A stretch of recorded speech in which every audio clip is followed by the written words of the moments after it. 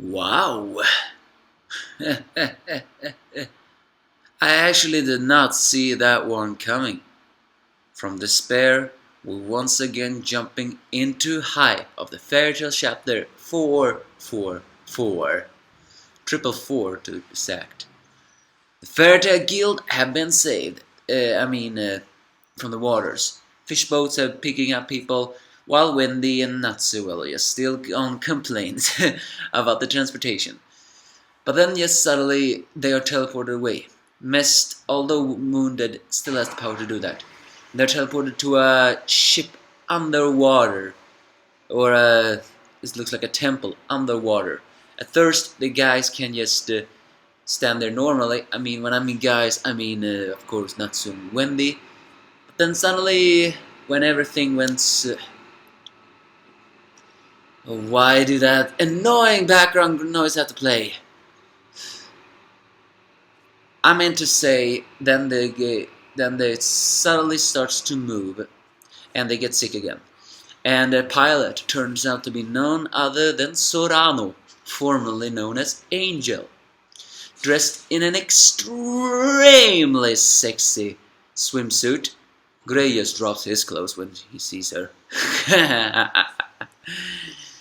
Although she still hides a dark side of her personality. Apparently, Elsa would have actually preferred it would have been Cobra asking plans, but Eric, but he would have been not too conspicuous. So the guys just say she entered as a spy, escaped to the island, and now the island is gone. So well, yeah, a little bit not smooth sailing.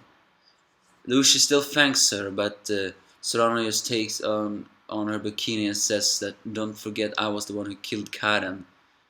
I'm a bit surprised though. Lucy here hears her real name now. And she doesn't say, wait, Sorano, that name sounds familiar. Are we ever gonna know if Sorano still loves her sister, knows they're alive, or anything else in that matter? Well, that doesn't matter. They head off to where Makarov is, despite the fact that these 12 shields of Ishkar are that powerful. Elsewhere, we're switching to Makarov, who apparently is not a prisoner, but a guest of honor. Huh? Okay, I did not expect that. Apparently, the people of Ishkar, or at least the emperor, is not so dictational as he thought it would be. He does have bloodthirsty shields, apparently, but he's open to negotiations. Oh yeah, Makarov, he looks even older than before. It's only been a year and the guy has much now a beard and not just a mustache. But in my book he actually looks older than ever. I wonder, are we gonna say goodbye to Makarov this arc? It would be actually pretty good if we did. It would be an emotional one. Either way, he's playing card with an even older man with a long neck.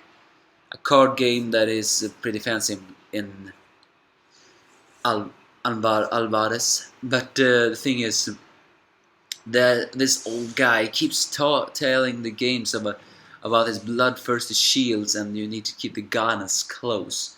Even have a card of Mavis.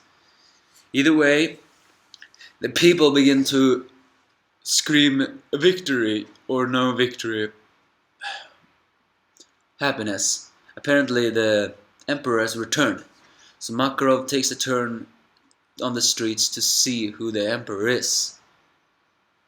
And it's none other than the thumbnail.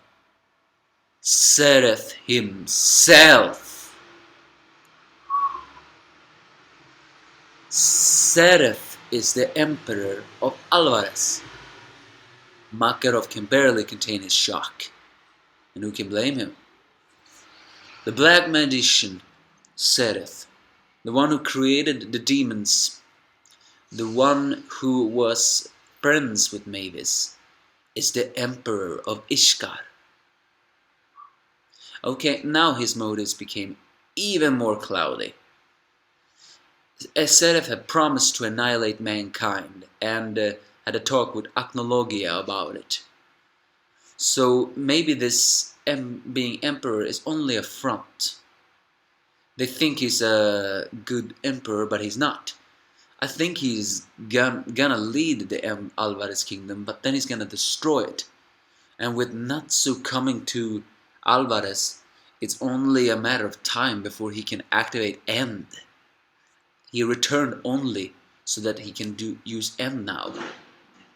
But why does he want Lumen Historia? That's the question I want to know right now. If Lumen Historia is Mavis, then it could of course be I want to see my friend.